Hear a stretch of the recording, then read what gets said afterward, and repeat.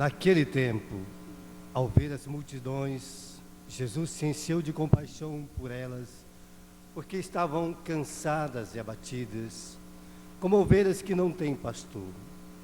Então disse aos discípulos: a colheita é grande, mas os trabalhadores são poucos.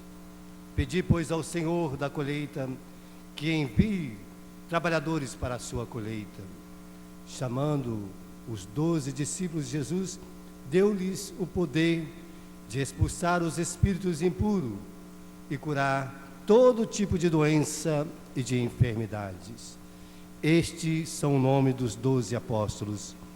Primeiro, Simão, chamado Pedro, e depois André e seu irmão, Tiago, filho de Zebedeu, e seu irmão João, Filipe e Bartolomeu, Tomé e Mateus, o publicano, Tiago, filho de Alfeu, Tadeu, Simão, o cananeu, e Judas Iscariotes, que foi o traidor de Jesus.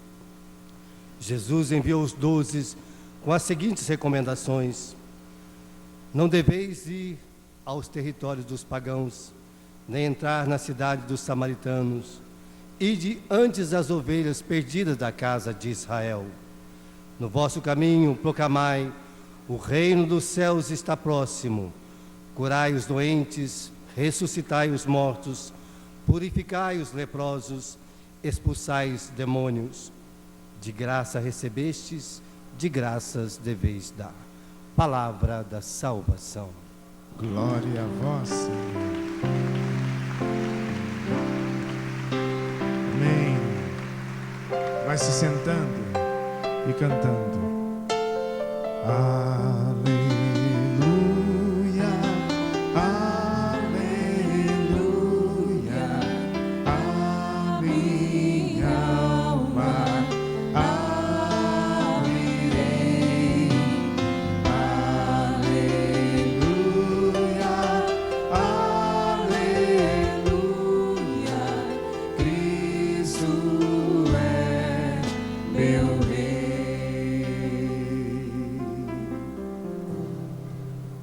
Que as palavras do Santo Evangelho perdoem nossos pecados.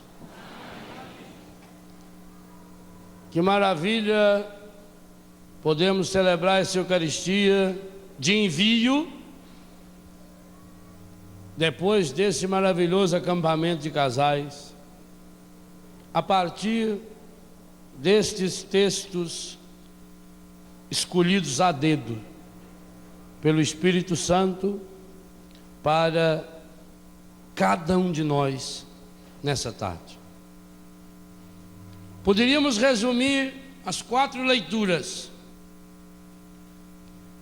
com o tema desse acampamento: unidos em oração, salvaremos nossa família, nossos filhos. O Senhor nos chamou, a todos e a cada um de nós, para que, a exemplo de Moisés, nesse capítulo 19 do Êxodo, também subíssemos ao encontro com Ele. E com certeza cada um de nós teve ao longo desse final de semana, através de uma pregação, de uma oração, de uma intercessão, de uma canção, de uma flor, de uma nota musical, um encontro de oração com o Senhor. E para que o Senhor nos chamou, como chamou Moisés? Para recordar a todos e a cada um de nós isso que o final da primeira leitura e o salmo maravilhosamente cantado nos reflete, nos confirma. Nós somos o povo de Deus, nós somos rebanho do Senhor, nós não somos um gado sem dono, nós temos uma marca, homens e mulheres criados à imagem e semelhança de Deus. Muito mais do que a herança genética que nós recebemos a herança desse Deus ao qual nós pertencemos. Portanto, se ouvirdes a minha voz, já ouvimos, guardardes a minha aliança, cujo dedo de vocês recorda, e também não foi acaso que nas duas missas, ontem e hoje, um casal renova o sacramento do matrimônio sobre o altar? E não é por acaso que um desses casais ontem oferece aqui a aliança que foi de sua avó, depois de sua mãe? É essa mesma aliança, essa aliança que Deus traçou com a humanidade. Sereis para mim uma porção escolhida dentre todos os povos, porque é minha toda a terra. Vós sereis para mim um reino de sacerdotes, uma nação santa. Se ao longo da vida, por nossas fraquezas, não tomamos posse dessa graça, a segunda leitura vem nos dizer: o Senhor nos redimiu. Nós somos salvos pela vida. Cristo morreu por nós, por cada um de nós, quando éramos ainda pecadores. Essa é uma certeza. E agora então, o Evangelho nos convida a, tomando posse dessa certeza. Que certeza? Primeira, a certeza que nos fala a primeira leitura e o Evangelho, a primeira leitura e o Salmo: nós somos o povo de Deus, nós pertencemos ao seu rebanho. E nós já vamos entender a partir do Evangelho por que é importante essa certeza. A segunda certeza: mesmo vivendo como rebanho de outros pastores, e por isso nos machucamos tanto, todas as vezes que nós seguimos outros pastores, nós estaremos machucados. Ainda assim, o Cristo morreu por cada um de nós, e Ele selou no seu sangue, sangue da nova e eterna aliança. Aquele vinho que Nosso Senhor intercedeu, que Jesus transformou a água em vinho, vem esse vinho para esse altar. E o sacerdote ainda coloca uma gotinha de água. Pelo mistério dessa água, nesse vinho, possamos participar da divindade do vosso Filho, que se dignou assumir a nossa humanidade. Essa água simboliza a nossa miséria, a nossa fraqueza. Misturada nesse vinho, pelo poder do Espírito Santo, se transforma em sangue da nova e eterna aliança. Em cada Eucaristia, a igreja fala desse símbolo que está na sua mão, dessa aliança que nós precisamos ser para o mundo. E quando tomamos essa consciência dupla de que somos povo do rebanho de Deus, de que somos salvos e libertos pelo Senhor, então nós estamos prontos para esse passo, que é onde quero me deter nessa meditação com vocês nessa tarde. Esse Evangelho é escrito para mim, mas especialmente é para você. Cada palavra desse Evangelho precisa ser traduzida e atualizada num contexto de família e de casais evangelizadores. Foi para isso que o Senhor trouxe vocês aqui? O Senhor não ia reunir milhares de casais, um número surpreendentemente maravilhoso de casais, que vem para essa cachoeira, que muito mais do que de paulista é do Espírito Santo, porque nos enche com essa água viva, à toa. O Senhor trouxe cada um aqui, cada casal, para, em primeiro lugar, dizer: você me pertence, você não pertence ao encadido, você não pertence ao desamor, você me pertence, você tem uma marca. Ah, mas ao longo dos nossos anos de casado, Senhor, nós tivemos momentos de falhas, nós tivemos situações difíceis. Segundo a leitura, Cristo morreu e nos libertou. Nenhum de nós aqui tem desculpa para dizer que não vamos assumir a nossa missão porque somos pecadores. Cristo morreu por nós quando nós éramos ainda pecadores. Mas então, para que o Senhor nos trouxe aqui? Para que se realize hoje. E meus irmãos, o mundo está nos mostrando muito mais do que nesse contexto do Evangelho, a grande necessidade que nós temos de casais evangelizados que evangelizem. O mundo precisa com urgência de casais revestidos, ungidos, cheios, transbordantes do Espírito Santo. E é para isso que o Senhor nos trouxe aqui. Jesus olha, porque Jesus já sabia. Ele olha para o mundo de hoje e vê as multidões. Está aqui, naquele tempo. Que tempo? Dias 14, 15 e 16 de junho de 2002. Vendo Jesus as multidões do mundo inteiro, a crise que passa a família, Jesus está vendo e com dor no coração o estrago que a televisão faz da família, que os meios de comunicação faz da família, especialmente no dia do Senhor. Não tem nenhum programa de televisão que não desce o tempo todo a lenha na família. Jesus está vendo os milhares de jovens drogados e prostituídos. E também hoje, mais do que naquele tempo, Jesus se compadece, porque são cansados e abatidos, como ovelhas que não têm pastor. Com certeza, hoje o Senhor está olhando e percebendo milhares, milhões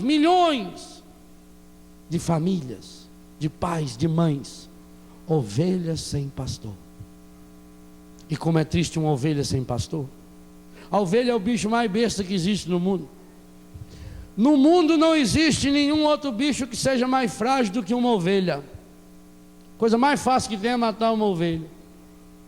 A ovelha, se ela está aqui nesse pasto e você pega essa ovelha e coloca ela aqui no meio do mato, a 10 metros, se tiver um córregozinho, ela morre lá e não volta para cá. A ovelha, se ela se machucar e ficar na chuva, encharca aquela lã, ela morre contaminada e não consegue se curar. Por isso ela precisa de colo. Por isso que ela precisa que o pastor vá atrás. Jesus olha também essas ovelhas feridas e machucadas, que não tem pastor. E porque não tem pastor, estão indo atrás de qualquer um. Estão seguindo os falsos pastores, os lobos. Jesus olha também essas ovelhas cansadas e abatidas. Quantas pessoas cansadas. O mundo está doente. É impressionante. A medicina evoluiu tanto. Quantos remédios foram inventados nos últimos 10, 20 anos? Os recursos da medicina. Eu tenho 5 irmãos no céu. Lá em casa todos tiveram uma vocação santa. Eu fui para Santa Catarina, 6 irmãos foram para São Paulo e 5 irmãos foram para São Pedro. Desses 5 irmãos que foram para São Pedro, 4 menininhas, 2 meninas e 2 meninos, foram por falta de recurso. Na roça, pobreza. As 2 irmãs minhas, gêmeas, que nasceram antes de mim, morreram criancinhas por falta de recurso. E minha tia contava depois que eu nasci com bronquite, asmático. Por isso que eu tenho muita dificuldade de falar até hoje.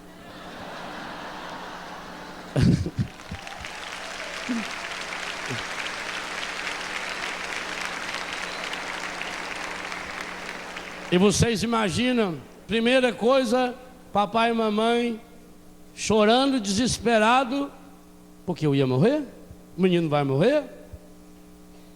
As outras já foram. Papai morava na Barra, 32 quilômetros de Itajubá, numa charrete, uma bagageirinha, noite inteira debaixo de chuva, mamãe, eu no colo e ela com a lona coberta, aquelas estradas de terra com barragem caída, noite inteira, rezando e chorando, para que mais um não morresse, para chegar no médico na cidade. Como era difícil a vida, como era difícil. Hoje a medicina evoluiu tanto, tem remédio para tudo. Essa é a maior mentira que o mundo ensina. Hoje tem até genérico para tudo. Mas no entanto não tem remédio para essa tristeza, para essa angústia que leva o ser humano a perder o sentido da vida. por que as pessoas estão cansadas e abatidas? Porque estão seguindo o pastoreio do encardido. E o encardido primeiro começou a dizer para os casais: casais, vocês não devem mais reproduzir Deus. Se tem uma coisa que o encardido tem raiva, é quando vê uma mulher grávida. Por isso que o pecado predileto dele é o aborto. Qual é o único lugar no mundo que Deus põe a mão? O Salmo 138 diz: Tu, ó Senhor, me teceste no seio da minha mãe. Ontem nós meditávamos que Deus, quando foi fazer o homem e a mulher, Ele convocou a Trindade, o Pai, o Filho e o Espírito Santo. Façamos o ser humano a nossa imagem e semelhança. E o capítulo 2 do Gênesis diz que quando foi para fazer o ser humano, Deus pôs a mão. Imagine o seguinte: para fazer o universo inteiro, as estrelas, Deus falou: faça-se, e as estrelas nasceram. Mas quando foi para fazer o ser humano, Deus pôs a mão. Por isso que a mão é o único órgão do corpo que toca o corpo inteirinho. Não há nenhuma máquina no mundo capaz de reproduzir a mão humana. Já falei sobre isso aqui algumas vezes.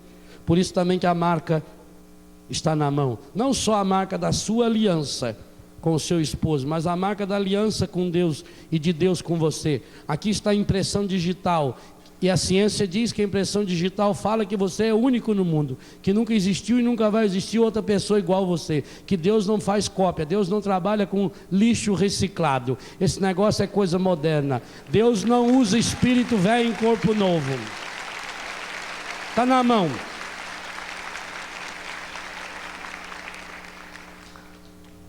Quando foi para fazer o ser humano, Deus pôs.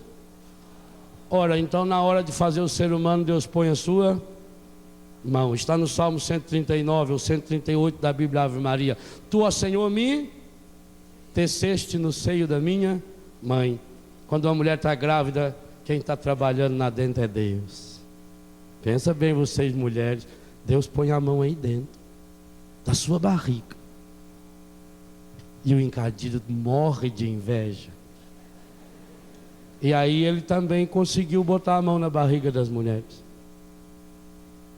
Se uma vida nova é a assinatura de Deus no útero feminino, o aborto é a assinatura do encardido. E que pena que no Brasil acontece em 10% do aborto da humanidade. Na Inglaterra, país de nossos irmãos que estão aqui conosco, lá pode fazer o aborto até a 20ª semana. 4 meses e meio para 5 de gravidez. A criança está completa. Com 5 meses a criança pode ter 1,2 kg. Completa. Tem tudo. Eu já falei para vocês de um livro que chama-se Bebês para Queimar, a indústria do aborto na Inglaterra. O encardido tem horror de ver uma mulher grávida. Por isso ele mata. Por isso que o aborto é um pecado hediondo. Eu tenho recebido muitos testemunhos de pessoas que têm feito uma oração que está no meu livro, Seja Feliz Todos os Dias, a partir acho que da página 35. Uma oração que Deus me inspirou a fazer pelas mulheres que já fizeram aborto e pelos homens que pagaram e favoreceram o aborto. Esse pecado que clama aos céus. O mundo está abatido e cansado porque está sem pastor, é exatamente por isso. Então o encardido não quer que você reproduza Deus. Ele tenta isso através do aborto. Mas acontece que tem muitos casais que, pela formação religiosa que tem, pela experiência de Deus que tem, não tem coragem, graças a Deus, de fazer aborto. E sabendo disso, então o encardido aconselha os casais: vocês precisam ter poucos filhos. Engraçado, é de uns anos para cá, se você observar bem, fizer um gráfico, nós vamos perceber que de uns anos para cá aconteceu alguns fenômenos similares. A nossa população que vivia na roça foi para a cidade. O Brasil, que era 80% rural, hoje 15, 16% rural. As famílias enormes, grandes, onde tinha 10, 15, 20 filhos e não faltava nada. E não tinha ninguém com depressão. Lá no Biguá, primeira vez que apareceu depressão foi uma tia minha. Ela ganhou uma panela depressão. Pô, uma panela. E as pessoas lá comentavam, nós na escola, vinha da escola, nós queríamos ver a panela da tia. Era uma panela automática, uma panela desse tamanho, panelão assim, tinha um pininho em cima, flamenguista, sabe, vermelho e preto. E aquilo ficava... Aquilo era automático, punha o feijão lá dentro, em 2 horas estava pronto. Ah, mulherzada tudo queria, eu também quero uma panela de pressão, eu quero ter depressão, eu quero depressão. Um dia, tia Aparecida esqueceu de botar água lá dentro. Gente, o povo estava na igrejinha lá do Biguaca, pertinho da casa dela. De repente, World Trade Center no Biguá. Explodiu a panela de pressão. Aquilo foi pedaço de feijão. Teve feijão que entrou dentro da parede. Aquilo é uma força medonha. Rebentou telha. Ah, nós não queremos depressão, não. Nós não queremos. Até hoje, lá, graças a Deus, ninguém tem esse negócio. Não quer. E o que causa essa depressão foi a mesma. É falta d'água. Da água viva do Espírito Santo. Aí, sem essa água viva do Espírito Santo, ainda com o fogo do inferno queimando a nuca das pessoas, dá no quê? Por isso tem gente que fala, hoje eu vou explodir. Sai de perto. Olha, seu pai não chega a perder que ele está uma pilha. É depressão, é panela estragada.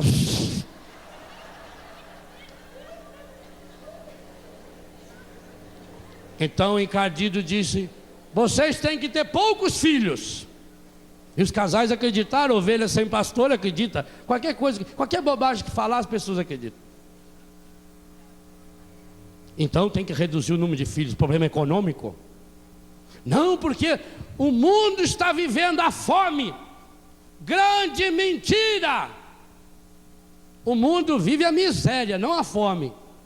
Miséria é falta de Deus. A Organização Mundial da Saúde diz que nos Estados Unidos joga-se todos os anos no lixo 43 milhões de toneladas de alimento. 43 milhões de toneladas de alimento dá de alimentar 80 milhões de pessoas durante um ano, a metade do Brasil. Então o problema do Brasil, do mundo é fome? Não, é miséria. Fome é falta de comida, miséria é falta de Deus. Tem que diminuir o número de filhos. Tá bem, diminuir o número de filhos. Veio para 2, veio para 3. E hoje quantos pais que têm 1, 2 filhos e não tem tempo de sentar no colo deles? Não sabe o cheiro que tem o filho. Filho que não tem o cheiro do pai. Papai tinha umas vaquinhas, umas curraleirinhas lá de tirar leite. E quando tem a vaca é muito importante para nós pobres. Que era o único dinheiro que tinha é roubar um pouco do leite dela e vender. Que a gente vai lá e rouba para a gente. Que a vaca dá leite é para o bezerro, a gente tira para a gente. E ela nem liga. Tá lá. Então nós roubava lá os 8, 10 litros das curraleirinhas. Tinha as 10. E vendia o leite.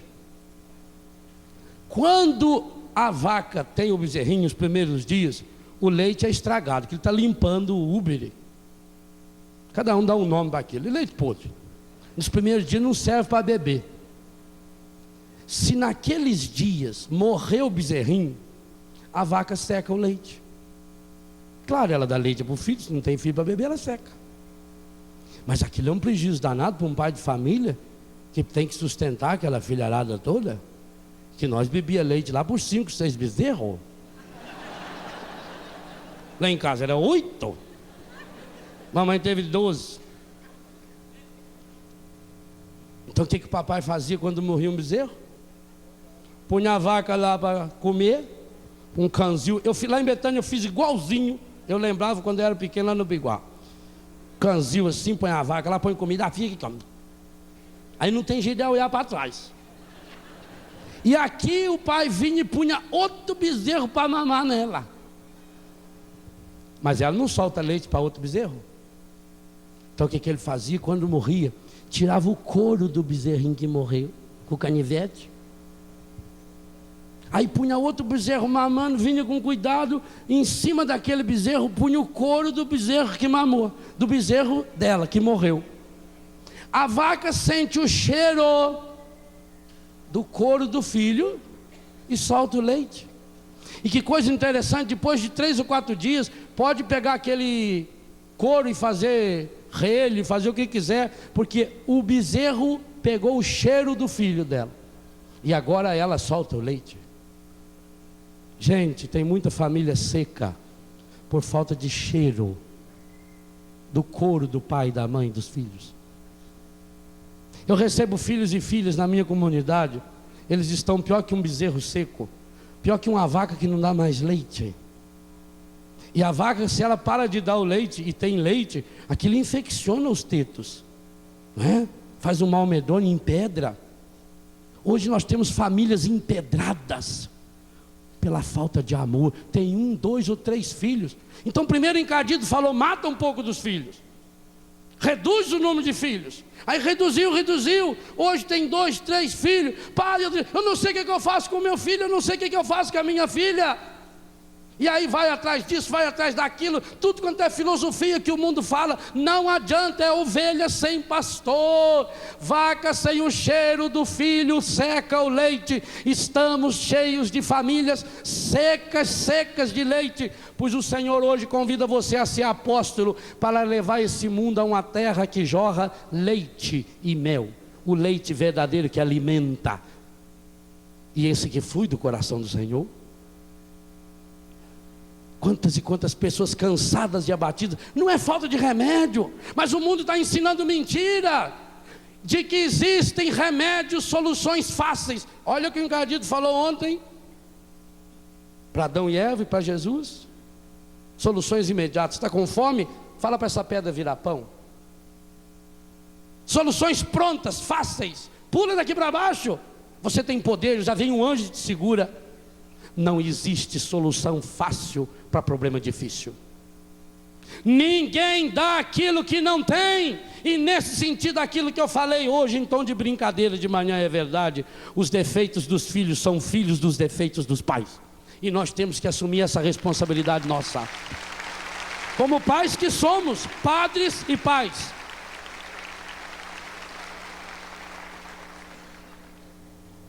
Então dá a melhor roupa, o melhor sapato, melhor isso, mas melhor aquilo. Mas não dá amor.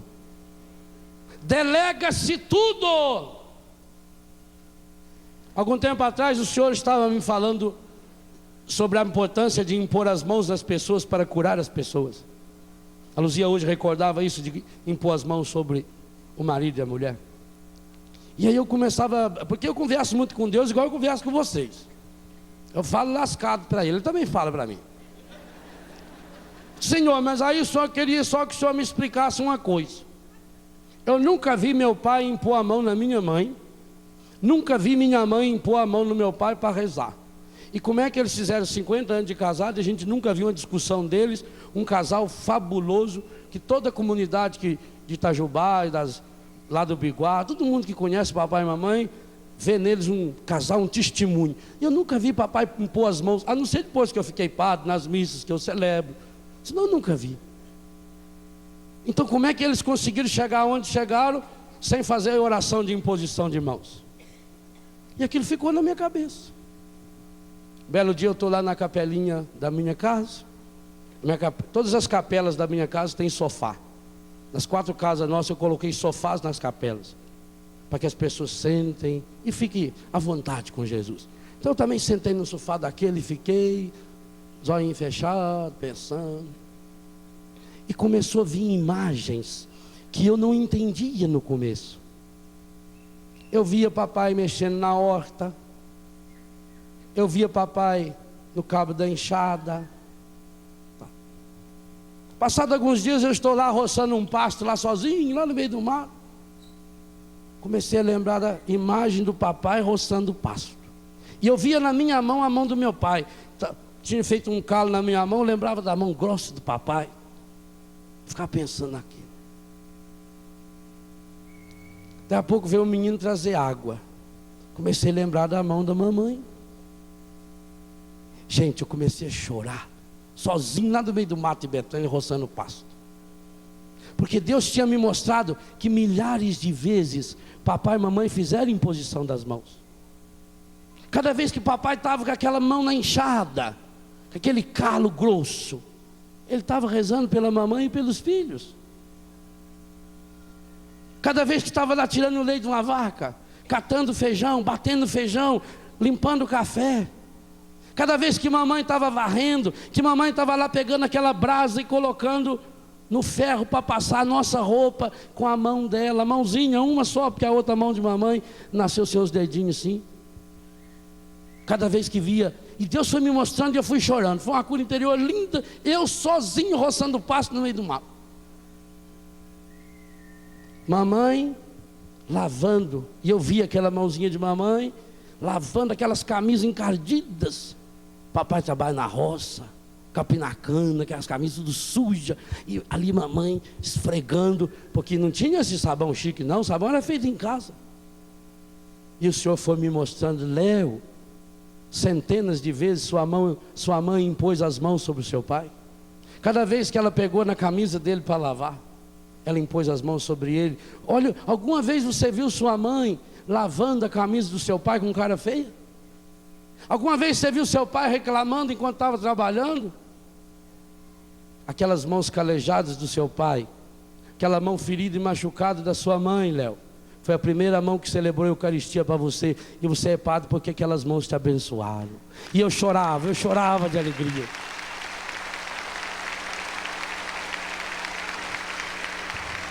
O Senhor apronta com a gente. Às vezes é preciso que a gente, o calo está aqui ainda. Às vezes é preciso que a gente faça um calo na mão, para entender como são santos os calos das mãos de nossos pais. Para a gente entender que isso que Jesus falou para os apóstolos, eu não tenho dúvida, se eu fosse reescrever o Evangelho hoje, entre esses 12 apóstolos, eu colocaria Quinzinho e Nazaré, os meus pais, porque estão vivendo ainda, louvado seja Deus, esse apostolado. Tudo que o Evangelho mandou os apóstolos fazerem, meus pais fizeram, tudo, até hoje, tudo que está aqui. Escolheu os 12 e os mandou, deu-lhes poder para expulsar os espíritos maus e para curarem todo tipo de doença e enfermidade. A minha casa nunca teve espaço para entrar o espírito mau, nunca. O demônio, de uma coisa ele pode ter certeza e tristeza, na minha casa ele nunca entrou, nunca. A minha casa sempre teve a alegria de dizer, meus pais sempre tiveram a alegria de mostrar que aquela casa tinha dono, e que ali era a casa de Deus e de mais ninguém, de Nossa Senhora e de mais ninguém. O altar para Nossa Senhora do Perpétuo Socorro estava lá. Papai e mamãe expulsou os demônios de nossa casa e da casa de muitas pessoas que frequentaram e frequentam. Curar todo tipo de doença. Já dei testemunho de cura física que recebi de Deus pela imposição das mãos da minha mãe. Eu tinha uma enfermidade nos olhos,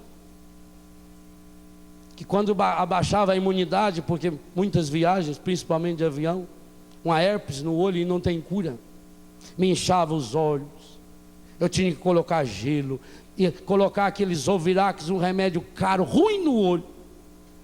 Belo dia eu cheguei em São Paulo, deito na sala da casa da minha mãe, ela morava em São Paulo, mamãe estava lá, eu não conseguia nem ver televisão, nem falar com mamãe, meu olho inchado, eu estava vindo do Nordeste. Eu me lembro que eu dormia ali naquele sofá, com a mão da minha mãe em cima dos meus olhos. E foi a última vez que eu me lembro de ter tido herpes no olho. Nunca mais, nunca. É apostolado.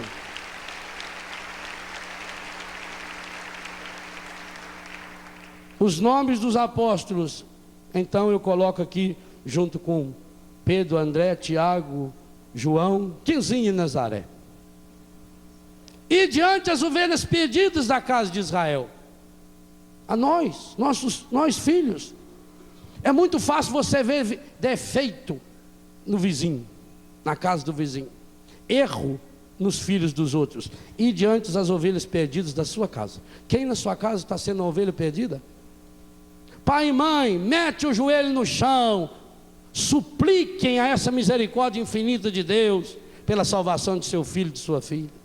Você tem esse poder, você é nação santa, você é apóstolo, você é enviado por Deus, você recebeu a missão de ser canal do amor de Deus para o mundo. Não deixe o encardido convencer você do contrário. É a palavra, toma posse dessa palavra. Em vosso caminho anunciai, o reino dos céus está próximo. Está próximo, aonde você chegar você tem que levar o céu. Aqui está a grande missão do cristão. E se você é casal cristão, eu não sou cristão porque eu uso um crucifixo, uma camiseta, porque eu pertenço às mães que rezam, aos pais que rezam, à renovação. Não, eu sou cristão na medida em que, por onde eu passo, eu vou semeando o reino de Deus. Isto é ser cristão. Foi o ministério de Jesus. João Batista já anunciou: convertei-vos, o reino de Deus está próximo. Jesus, convertei-vos. Padre Jonas prega com tanta unção: arrependei-vos, o reino de Deus está próximo. Próximo no tempo, mas é próximo também no lugar. O que você vai deixar de herança para os seus filhos? Não deixe herança material, por dois motivos. Primeiro, se ele for um bom filho, um excelente homem, uma excelente mulher, ele não precisa dessa herança, ele consegue tudo sozinho. E se ele não for um bom filho, ele não merece essa herança. Então não deixe essa herança. Não deixe a herança que a traça corrompe. Porque infelizmente a mesma herança que os pais deixam acaba sendo a perdição para os filhos. Deixa como herança, a única herança que nada nem ninguém pode tomar. Semeia no coração e na vida do seu filho, no dia a dia, pelo amor, pelo perdão, pela misericórdia, pelo carinho, pela ternura, pelo abraço, pela afabilidade, pela orientação segura. Semeia o reino de Deus. Se você puder dizer hoje: eu semeei o reino de Deus nos meus filhos, eu plantei amor de Deus, então eu sou apóstolo. Aonde passar, anuncie o reino de Deus está próximo. Para aquele filho que está lá caído, machucado, ferido, lá no fundo do poço. E eu falo de uma coisa que eu conheço bem. Eu recebo um filho caído no fundo do poço. Meninos que estão quase igual o Lázaro, lá no túmulo, condenado. Medicina já condenou. Não tem cura, não tem saída. Meninos com HIV, drogado, prostituído. E a gente começa a ver o Senhor restaurar. Meu Deus, e o que eu fiz para isso? Eu dei um abraço, dei um beijo, dei um aperto nesse filho. Às vezes é a única coisa que eles precisam. Os grandes dramas, e eu vou falar aqui como pai de quase 200 de filhos eu tenho hoje, fora os muitos que eu já tive, que já saíram, que já morreram, alguns recaíram. A causa número 1 que leva um jovem a se drogar, a dependência química, ela é multifatorial, tem muitas causas. A causa número 1 não é a pressão da sociedade, não é a propaganda, não é a pressão dos traficantes, não é a curiosidade, não é porque os amigos oferecem. A causa número 1 que leva um jovem a se drogar e a se prostituir é falta de amor verdadeiro semeado no seu coração. E digo isso porque aqueles que, eu fui um deles, que recebeu amor verdadeiro no coração. Eu recebi amor verdadeiro no meu coração. Eu recebi Deus desde pequenininho na minha casa. E também caí nas drogas. Mas a experiência me diz: aqueles que receberam esse amor, que receberam Deus e que tiveram a infelicidade de cair, não ficaram lá. Aquele amor foi suficiente para ir lá e trazer de volta.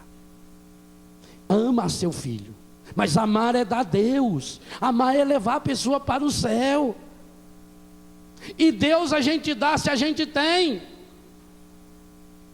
Talvez você esteja agitado demais, preocupado demais. Você quer a melhor roupa, o melhor sapato, o melhor isso, o melhor aquilo. Você quer a casa nova. Louvado seja Deus se você pode ter tudo isso. Gaste a sua vida de amor pelo filho que você tem. Pisa na cabeça do encadido dentro da sua casa. Por que essa corja de soldados a serviço da morte?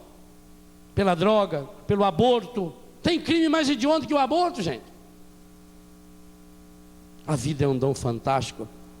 Uma das cachorrinhas que eu tenho, a minha predileta, é a que mais gosta de mim também, a Berê. Berê, eu chego, ela já está lá. Ela vem, ela arranha a minha perna, ela vai atrás de mim. Eu estou celebrando missa, ela deita embaixo da minha cadeira. Estou atendendo confissão, ela senta do ladinho. Vou roçar pasta, ela está lá junto. Aonde eu estiver, ela está. Entro no meu quarto para rezar, ela dá a volta, fica embaixo de uma árvore, sentada, olhando lá.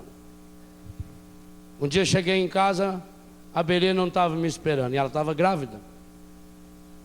Aí já chamei a Berê, nada. Aí perguntei para os meninos, vocês viram a Berê? Não.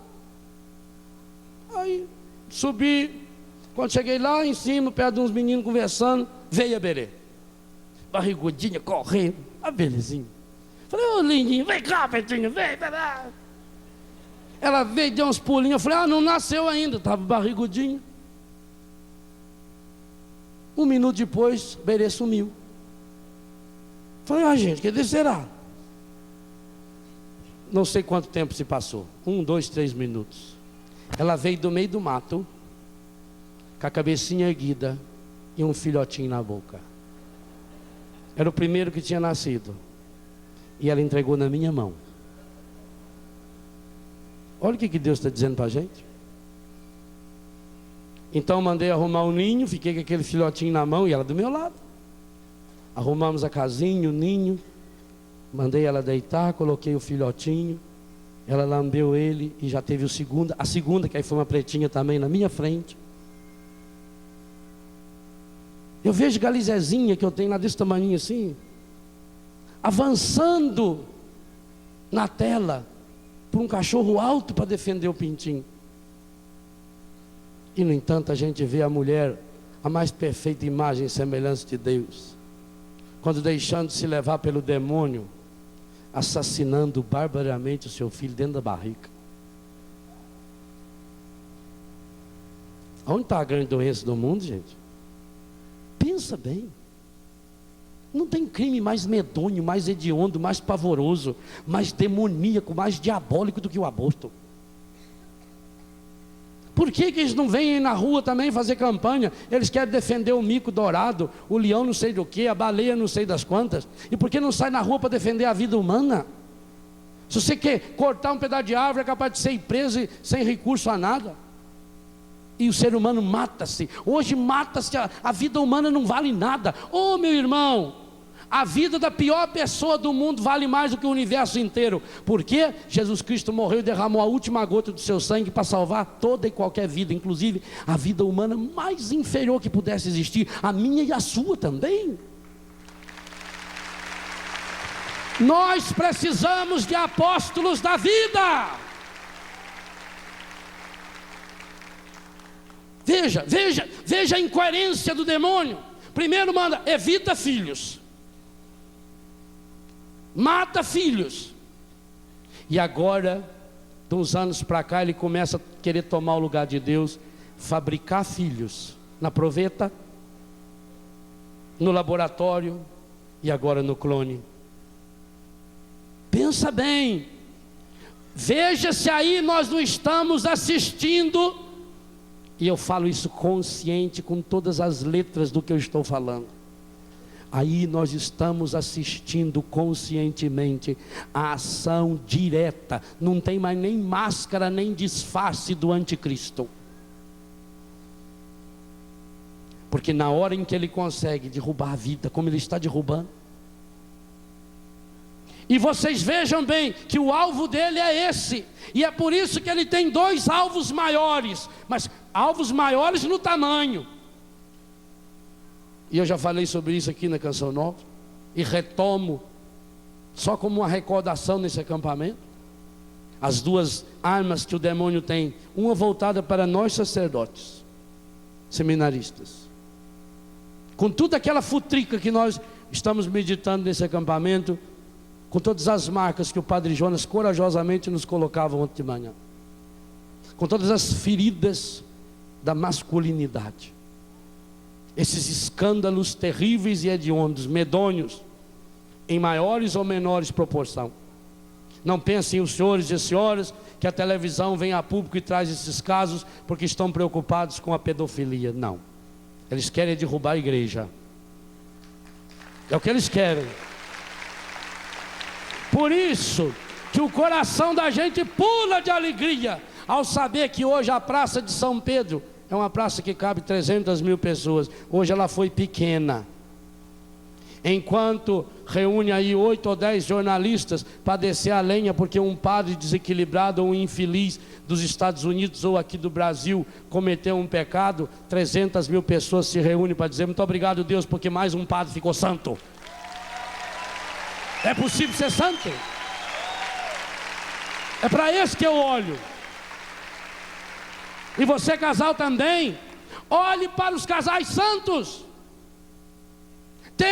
Não tenha amizades com casais que não sejam santos. Tenha coragem de cortar algumas amizades que você tem, amizades que não são boas. Tenha coragem. Quem me conhece bem sabe que há alguns anos eu fiz uma seleção das minhas amizades e cortei 99%. Alguns chegaram a reclamar para os meus pais: não, Padre Léo não foi mais lá em casa. Não foi e não vou. Para isso que eu não casei, que eu vou aonde eu quiser. Corta. Se a conversa desse amigo não leva você para o céu, corta. Se o jeito que as pessoas na casa desse amigo se vestem não leva você para o céu, corta. É esses membros que precisam ser cortados. Elimina. Tenta levar Deus para essas pessoas. Não querem Deus? Una-se. Nós estamos num momento de guerra. Um alvo, o sacerdote, e o segundo, o alvo predileto, o alvo 100% da mão deles, os casais. O demônio tem ódio de vocês, o demônio tem raiva de vocês. Esse final de semana o inferno está com muita raiva, o inferno está muito triste. O demônio está plantando bananeira de ódio de vocês. Deixa ele mais uns 15 dias de cabeça para baixo, porque ele não quer casal assim. A Bíblia não tem medo de dizer: o primeiro mandamento acompanhado de uma promessa é: honra teu pai e tua mãe, para que sejas feliz e tenha vida longa sobre a terra. Efésios capítulo 6, de 1 a 4. Primeiro mandamento acompanhado de uma promessa. É preciso que os casais assumam o apostolado de uma família santa, matrimônios santos, casais santos, família santificada. Gente que tenha coragem de ser diferente. Ser santo, ser cristão em primeiro lugar é passar semeando o reino de Deus. Então aquilo que for contrário ao reino de Deus. Segunda coisa que a palavra hoje dá como mandamento para os apóstolos: expulsai os demônios. Expulse o demônio de dentro da sua casa. Eu faço um desafio.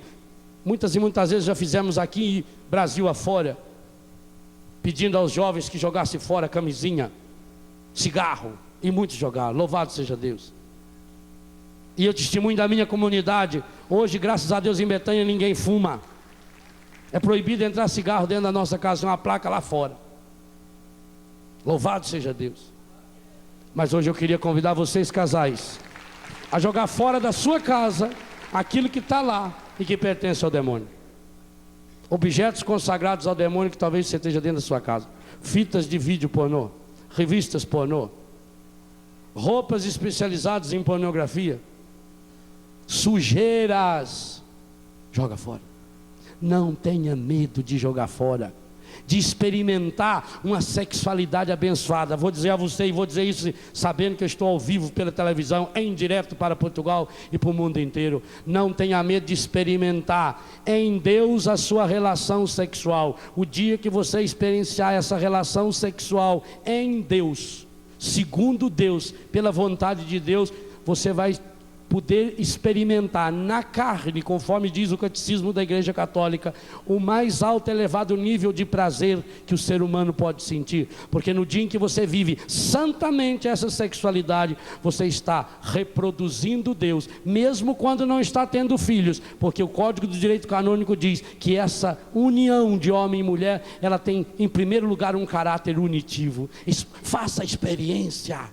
Eu tenho muitos casais que estão fazendo essa experiência de uma vida nova em Deus, de uma sexualidade em Deus, segundo Deus, onde estão jogando fora. Eu tenho tido a graça de muitos testemunhos de homens e mulheres curados de disfunção erétil, de frigidez sexual e muitos distúrbios da sexualidade, a partir da maior força curadora que pode existir no mundo, o amor de Deus agindo dentro de você, no seu coração e no seu corpo.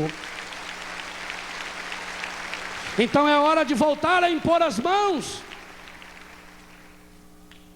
Vocês vejam que a tecnologia faz com que marido e mulher não precisem nem botar a mão mais nas coisas do outro. Hoje não precisa mais nem botar a mão para lavar uma camisa. Boca na máquina e depois a empregada passa. Nem através da roupa lavada a mulher consegue passar amor de Deus para o marido. E vice-versa. É hora de fazermos essa revolução do amor, e é para isso que o Senhor está enviando, e o final do Evangelho nos ajuda, nesse final de pregação. E diante das ovelhas perdidas da sua casa, em vosso caminho, casais, anunciai, o reino dos céus está próximo. Cria céu para o seu marido, e céu se cria com detalhes. Jesus disse: olhai as aves do céu, os lírios do campo. Jesus nunca comparou o amor de Deus a coisa grande, ele só compara o amor de Deus a coisa pequenininha. Um passarinho. Mas quem pintou essa flor? Olha para sua unha, por que ela só cresce para frente? Foi você que deu corda nela? Seu coração batendo no seu cabelo? Semeia céu, transforma sua casa num céu. Põe uma flor em cima da mesa esperando o marido chegar. Se ele vem nervoso, cria céu para ele com um sorriso. Na hora que está quase estourando, não fala, sorri, dá de ombro, passa, dá um beliscão, dá uma dentada na orelha, uma cheirada no cangote. O reino dos céus está próximo. O seu marido e a sua mulher têm que pensar assim: meu Deus, eu quero ir para o céu. Eu quero, porque se viver perto da minha mulher, viver perto de um pedacinho do céu. Se viver perto do meu marido, viver perto de um pedacinho do céu, então eu quero pegar o céu inteiro. Semeia o céu. Curai os doentes. Qual é a grande doença do seu marido e da sua mulher? Eu tenho uma tristeza no meu ministério de cura, principalmente no ministério de cura interior. 100% das vezes, e olha que eu já falei sobre esse assunto a porção de vezes, 100% das vezes em que chega alguém que é casado e me pede oração, e que eu faço a seguinte pergunta. Por exemplo, se a mulher vem e me pede uma oração: padre, põe a mão na minha cabeça, ora por mim. Ou marido, normalmente eu pergunto: você já pediu para o seu marido orar por você? E quando é marido, você já pediu para sua esposa rezar por você? Eu tenho vergonha de dizer para vocês, nunca até hoje eu recebi a resposta afirmativa. Nunca. E já rezei para esposas doentes de coordenador estadual de renovação carismática. Já rezei para casal coordenador de secretaria Rafael. Marido e mulher, põe a mão no outro e reza. Você está doente? Antes de ir para o médico, pede o seu marido. Eu duvido se ele colocar todo o amor que ele tem no coração dele. Está aqui a palavra: curai os doentes, ressuscitai os mortos. O Padre Jonas ontem nos fez uma analogia fabulosa. Para mim então foi fantástica ver a analogia que ele fez de Betânia, do Lázaro que vem enfaixado, sujo. Quantas vezes você pediu, seu marido estava na rua, você pediu: Senhor, traz meu marido, salva o meu marido. Ele estava no boteco, aí ele chega sujo, esfolado, fedendo. Ué, você não pediu, o Senhor trouxe. Você está rindo, eu estou falando sério. Podia ser o dia da morte dele, podia ser o dia que o encardido ia levá-lo para sempre, mas porque você rezou, o Senhor trouxe. Aquilo que você pediu, Deus faz. Não é brincadeira não. E aí, como é que você recebe? Escuta a pregação, primeira pregação de ontem. Tem a fita, escuta. Quem não ouviu, escuta. Presta bem atenção em cada detalhe falado ali, em cada faixa. É concreto. Esse acampamento, desde sexta-feira, está sendo feito através de coisas muito concretas. Tem nenhuma pregação aérea aqui não. Algumas coisas concretas até demais, explícitas, que é para chamar a atenção, que é para dar um tremelique. Ressuscitar esses mortos. Quem sabe seja a fé do seu esposo que esteja morto. Quem sabe seja o entusiasmo da sua esposa. Por que será que ela está tão abatida? Por que será que está tão deprimido? Por que será que aquele filho está tão para baixo? Por que será que seu filho vive trancado lá no quarto fumando maconha? Será que ele é ruim? Meu filho é ruim, padre. É seu. É muito fácil na hora da briga dizer: esse rapazinho aí, como é esse segundo aí? Puxou para sua família. Esse menino é seu pai cuspido escarrado. Eu nunca vi coisa melhor. Quer ofender uma mulher, você esqueceu o nome do filho. Fala: esse segundinho aí, esse menor. Como uma mulher falou para mim: padre, a maior ofensa do meu marido foi um dia que ele chegou lá em casa e a empregada tinha trazido o filho dela. Ele olhou e falou para mim: é nosso também? Falei: nossa, tá. Ofende, né? Não saber quantos, quem é dureza. Ressuscitai os mortos, purificai os leprosos. Jesus adorava ir na casa de leprosos, tanto que Betânia era uma colônia de leprosos e não saía de lá. Qual é a lepra da sua vida? Talvez seja o pecado, o vício. É hora de sermos revolucionários. E a palavra final do Evangelho, e também a palavra final minha nesse acampamento para você: de graça recebestes, de graça deveis dar. Meu irmão, minha irmã, você foi escolhido por Deus, chamado por Deus, para participar da obra mais linda, mais fabulosa, mais fantástica do amor de Deus. Você é chamado a ser reprodutor de Deus. Você é chamado a reproduzir Deus. Não deixa que nada, nem ninguém, em nenhuma hipótese, venha impedir você de viver aquilo que por direito você tem. Você pode pedir a cura, a restauração, a transformação a Deus, porque é um direito seu. Esse é um direito. Ao unir-se em matrimônio, Deus estava com você. Quero terminar com uma imagem bonita. No dia que você casou, você fez convite de casamento. Você mandou convite para os amigos. E você foi na igreja também, fez uma entrevista. Você quis casar na igreja. Você mandou convite para Deus. Você pediu que Deus estivesse presente no seu casamento. E mesmo se você não tivesse convidado, o padre, quando começou o casamento, convidou solenemente o Pai, o Filho e o Espírito Santo. E eu queria dizer a você que Deus foi no seu casamento. Ele sempre vai. Quando convidado, Ele sempre vai. Não vê Jesus que estava com uma pressa danada, ressuscitado, tinha que anunciar o evangelho para o mundo inteiro ainda, e os discípulos de Emaús convidaram ele para jantar, ele ficou. E sorte dos discípulos de Emaús é que ele estava sozinho, porque das outras vezes, tudo quanto convidava, ele levava os 12 juntos. Você convidou Deus e Deus foi. Você deve ter recebido muitos presentes. Tem gente que guarda até hoje aquela toalha amarela, engomada, que a comadre Frentina fez e mandou de presente há 30 anos. Tem gente que recebe presente e fala, meu Deus, eu nunca vou usar isso. Ou se tiver alguma loja na cidade conhecida fazendo promoção de alguma coisa, você ganha 18 travessas igualzinho. Aí o que você faz? Ah, vai ter o casamento da fulano logo. Ah, não precisa nem abrir isso aí, ó, pelo formato é aquela travessa. Guarda que nós vamos dar. Tem presente que você nem abre. Tem presente que você não usa, não tem? Deus foi e Deus, como delicado que Ele é, Ele levou um presente. E Ele deu um presente para vocês. A hora que o padre pôs a mão e orou por vocês, Deus veio e deu um presente. Pena que tem muitos casais que não abriram até hoje esse presente. O presente que Deus deu a você, marido e mulher, no dia em que você transformou o seu amor humano em amor divino, o casamento em matrimônio, foi o Espírito Santo. Você tem o Espírito Santo dado diretamente por Deus no dia do seu matrimônio.